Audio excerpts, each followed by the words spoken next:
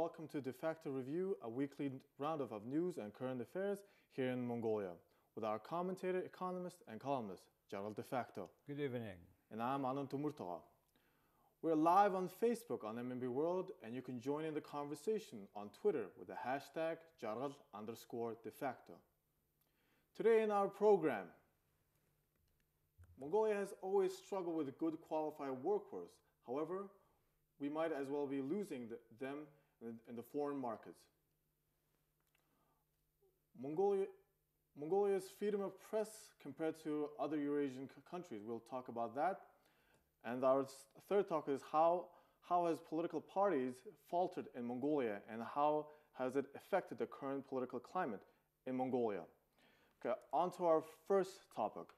One of the biggest issues in our private sector, especially in the small and medium-priced enterprise, is human capital. According to the World Bank, reported in 2010, Mongolians living abroad sent roughly around $260 million back home. Compared to 2018, Mongolians sent over $300 million. That is roughly 2.7% of our GDP. There seems to be a trend in Mongolia where we're losing basically our qualified workforce abroad, and there's no way to be stopping it. So, what do you think? How we can stop this, or should we just leave it at be, basically? Well, first of all, we cannot stop it. In democratic country, people choose where they want to live. Mm-hmm. And so far, according to the research made by Ministry of Foreign Affairs in 2017, almost 150,000 Mongolians living in 67 countries. Mm. And this population equals to population of two аймaks. Bayung Hongor, Bolgang аймак together have this amount, 144,000 people population. And it's about 4.5% of Mongolian 3.2 million population. And there is a break inside of this 150,000. 24,000 up to 18 years old, mostly children. 26,000 from 18 years old and upper, and they study. And officially registered people working abroad is 27,000, in which altogether makes half of this 150,000. Another half is not clear what is their status, mostly illegal. And some 500 people have refused or have signed off from the citizenship of Mongolia. Renounced their citizenship. 2018. Yes. So, and you said that they were transferring money. What's happening is, in Korea, people say that they earn 2 months. They earn a whole year salary in Mongolia for only 2 months in Korea. 2 months? Yeah. Yes. It is also taking into account the exchange rate different. Why are they living abroad? Mostly people connected with unemployment, etc. But the most important, in broader sense, first reason is economic. Why? Because it's hard to find a job here in Mongolia that is paying sufficient enough to meet your ends monthly. Because there is no right way of private sector development, no right competition, and a very high interest rate for loan, and a very high income tax, all type of tax altogether. Combined together, almost 40+% of whatever you earn, you pay to the government. So there seemed to be a mistake or a problem that happened that caused this. And what do you think what is the biggest policy mistake that our government did to have this kind of problem? Yeah, I would like to continue to finish my reasons. First, it's economic reason. Second, it's social issues. Why? Because it's very hard to live in Mongolia and in Ulaanbaatar in particular. Many people are living out urban area, rural area, and coming to Ulaanbaatar, more car, more traffic jam, and very bad planning. Why? Because the land spaces close to infrastructure was sold under the table by the previous mayors and all this stuff, people in Ulaanbaatar city. And a good example is Yarmak land, the land, on the left side, if you go to the airport, all this area is now being built up. And this land, not clear how they have sold it. If they have sold it open auction, there we could have some money. Which makes terrible air pollution. People run away from the solution. The third is people go also for abroad for education, for healthcare, etc. So all this together combined makes that 150,000. As far as your question concerned about what kind of mistakes the government did, that's what the corruption, that's what is stopping us to have the place Ulaanbaatar city and Mongolia to place to be living normal way. Mostly it is because the government, the people don't understand, don't know exactly how to participate in democratic process in the country other than election. They are not able to watch, monitor, control the government. And the government is not transparent. Though they are relatively transparent, but not completely. Good example, for example, the small medium enterprise support money. And how come that all these lawmakers are having this money instead of the small medium enterprises? If you take a bigger picture, there's a three branches of power: government, the legislature, executive, and the judiciary. They are supposed to be mutually balanced, mutually checked each other, which we have lost. Because all our ministers are also parliament member. And because this corruption is there, we don't combat the corruption because people not pushing enough the government to combat corruption. As a result, the process went so long that today we are not able to solve at once. And this judiciary system is not working for the people. They are working for people who makes a ruling, who are in the power. So that's why too much, the people leaving the country and too much state in the government, in the economy. Through so-called state-owned enterprises, which actually owned by the party-owned enterprises, they are making not competitive every sector in the economy. And they are subsidized by the government, and there are no free market competition, and a lot of prices are controlled by the government. So basically, do you see that if we have better infrastructure, if we have better policy, or maybe limit government power, do you see that trend of losing our workforce to foreign markets will change? We'll get this back, or maybe maybe have a policy where we boycott people from going to. First of all, we cannot boycott. It's a free country, democratic country. Secondly, where there should be certain trust in the system, that they can work hard, get the money well, and can select the jobs. There should be opportunities, many opportunities, which are not. And first of all, at the macroeconomic level, the prices should not to be not fixed by the government. It should be a free price, which gives a free foundation for free competition. And you cannot compete with the company of your minister. So there should be very transparent, power transparent, and the people who has big business interests who are now running the country in certain branch of the power, they should declare, they should be separate, they should create a trust where they can transfer the interest and then be working for the people. This sort of conditions we need. And plus, in order to have these people leaving, 150,000 people coming back, we also should make, first of all, I think, we should make very clear that double citizenship is to be permitted. It should be permitted for those who are leaving and having interest to have the citizenship of Mongolia also, those leaving who in the third neighbor countries, not in two immediate neighbor, three, with Kazakhstan. Because if these people, our neighbors, are too much here, we will be disappearing because we are only 3 billion. So we should announce very clearly that we will permit the third neighbors, citizens, to have also citizenship permission in Mongolia. That's first. Second, we need to make such a soft power to attract, not distract the Mongolians living abroad. Having that, for example, how Many people now work in Korea. Now more people will go to Japan. Those who are working in Japan should have this professional certificate where they are working. They should have the Japanese certificate. That's where the state can help them. A private company cannot do it. So that when they come back from Japan, they can show their certificate that they do this and that work performing very good. So this is one way of having confidence for them to come back, to find jobs, to create own businesses.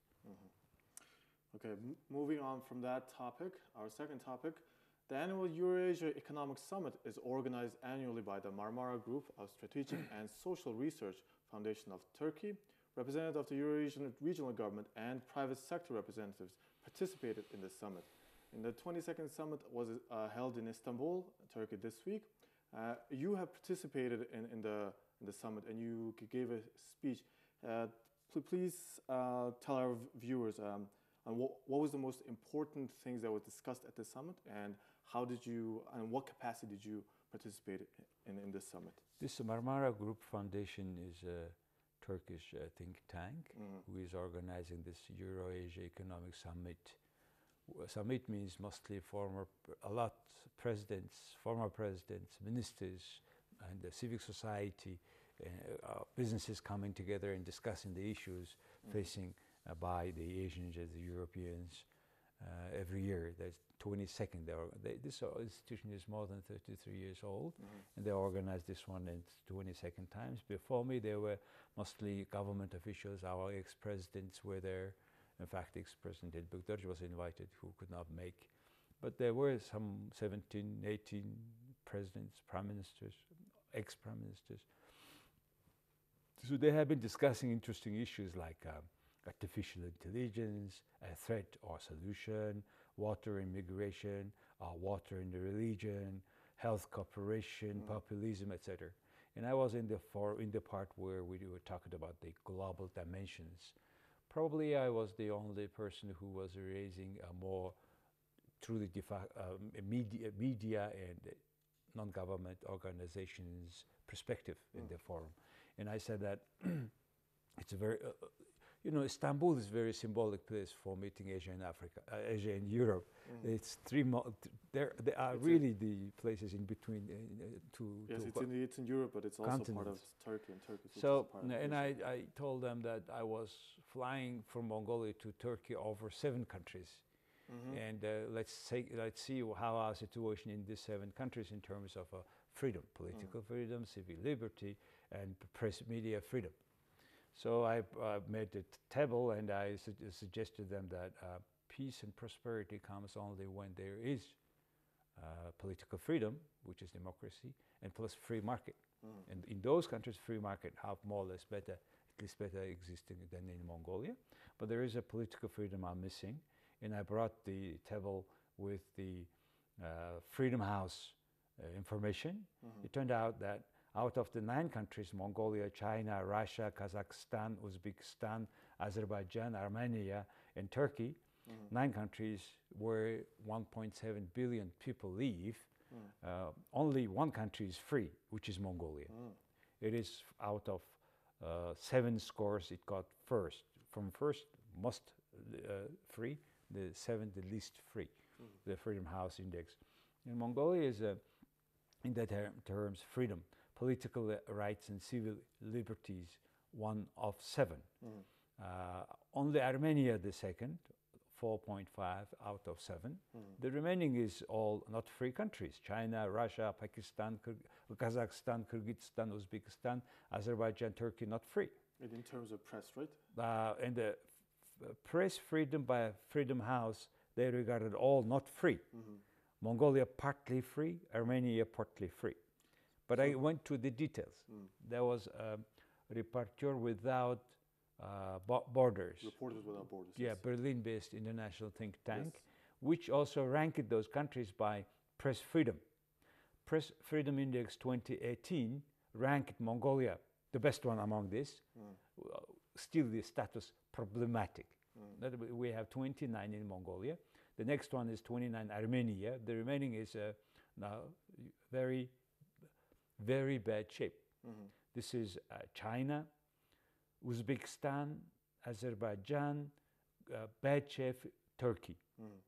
And there is a ranking of 180 countries by this organization by press freedom. Mm. Mongolia 71 with its problematic status, and Armenia 80.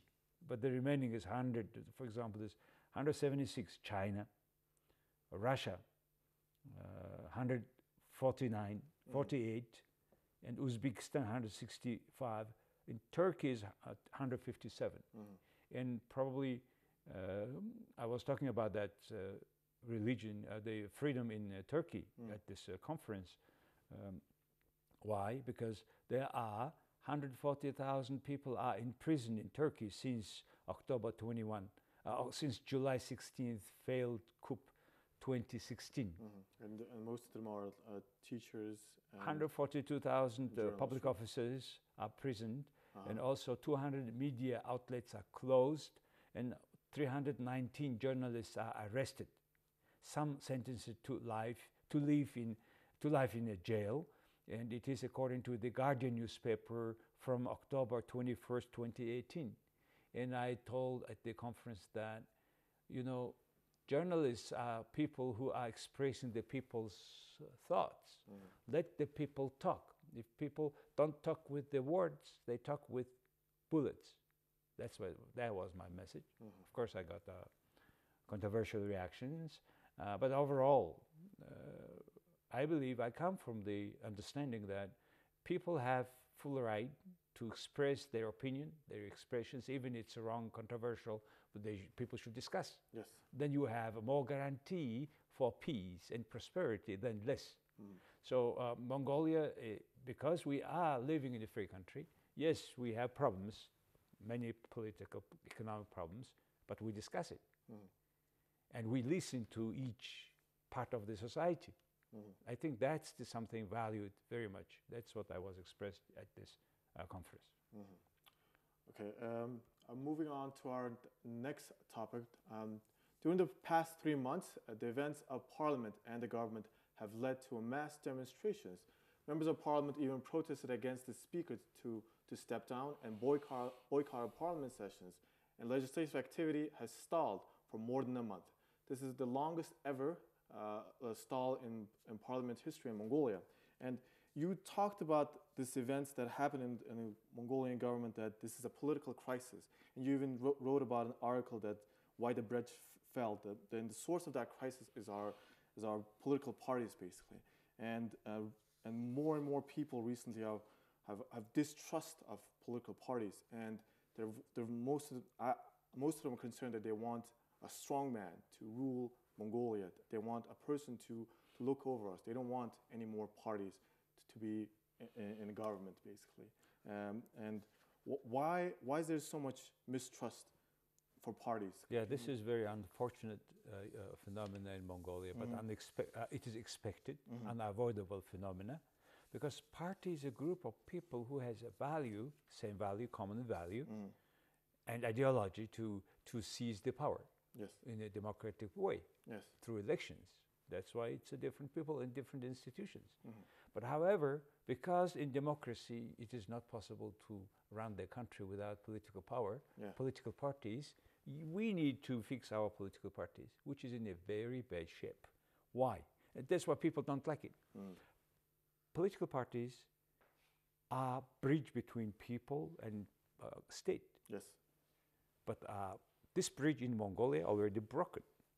Instead, they made a bridge, the state, with the people who are financing the political party. We call them in Mongolia and Russia oligarch. Yes. Who has a lot of money, and now they have political party to get political power, financial power, political power. So why people don't now more dislike the political parties? First, in Mongolia, 2 political parties in particular, 2, 3 the most, are a lot financed from the budget. We don't know exactly how much they are financed. They keep secret. They don't report it. It looks like a lot, to such a level that these political parties, ruling people, are becoming completely independent from the membership fees, from the members. Kind of they are separated from the mass. And there are a group of so-called political party members who are lost. They don't know how they financed, etc., because there is no report. So that's very bad tendency. I know it's for corruption, better to finance political parties through budget. But however, so much, if you financing them, they separate from the people.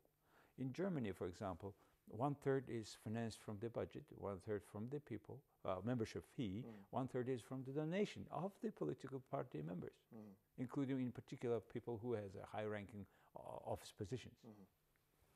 So that's first reason. Second reason, two political parties claim that they have 150,000 each members. But when there was a primary inside of the political parties, there was 10 times more. I mean, 10 times less. Not, there was only maybe several. So there's fewer members in political parties. Actually, what they are claiming for. The third is our two political parties became very obsolete, old, and there's no difference between ideology of these two political parties, and they are way behind the time. Do they even have ideologies though? Good questions, because we are all confusing. Yeah. They are telling one thing before election, completely doing the opposite after elections. Mostly close to election, they promise everything in the world to electors. And when real time comes, they explain why those things are not coming.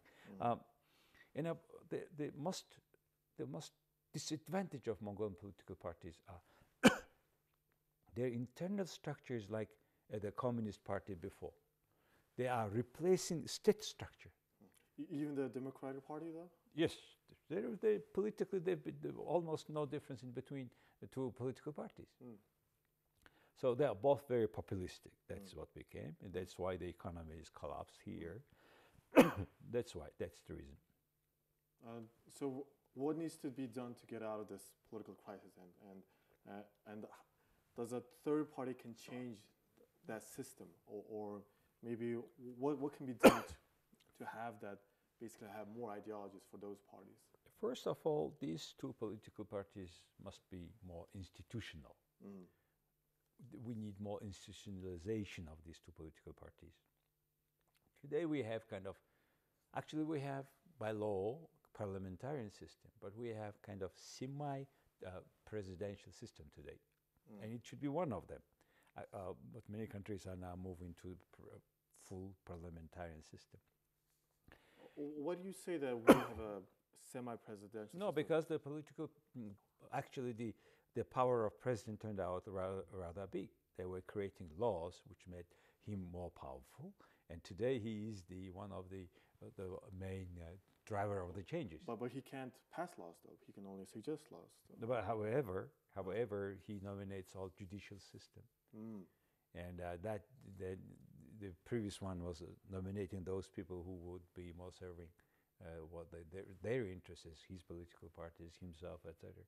So that's one reason. One thing we must do it. Second, we should develop internal democracy of political parties. And it is not only the work by members, it is a whole society. Because in democracy, only the political party takes power, state power.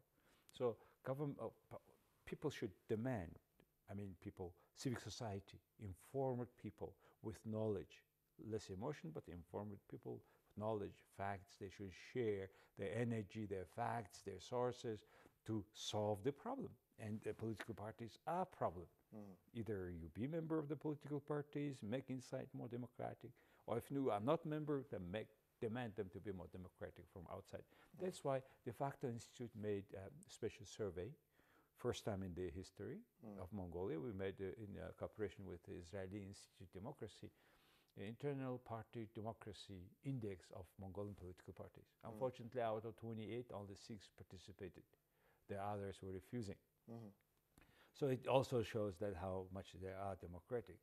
And the third is we need to change this clientelistic structure where political party serves their clients, those who are giving money.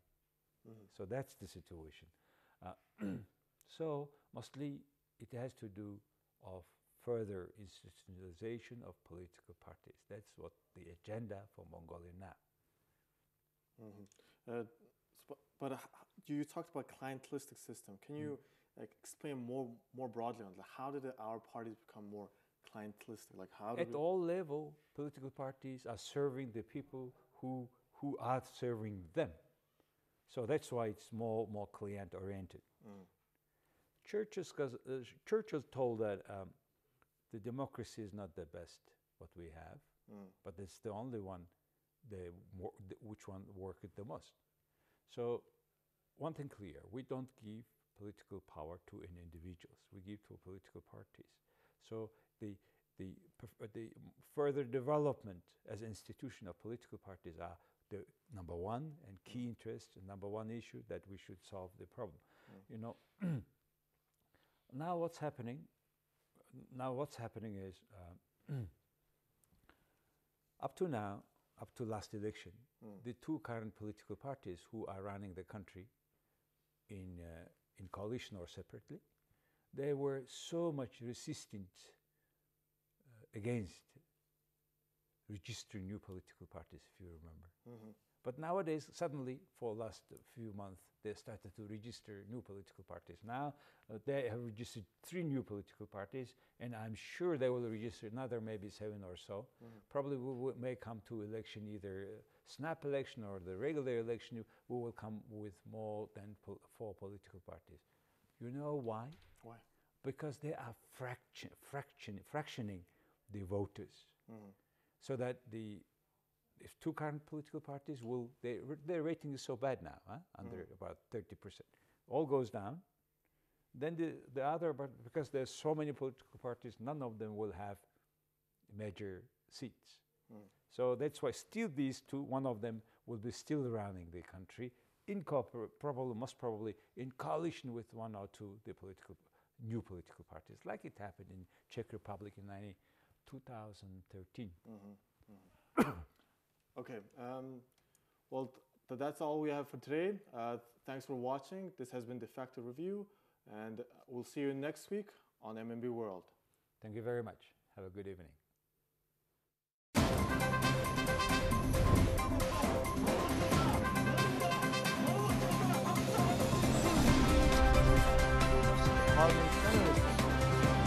One is the fund of future.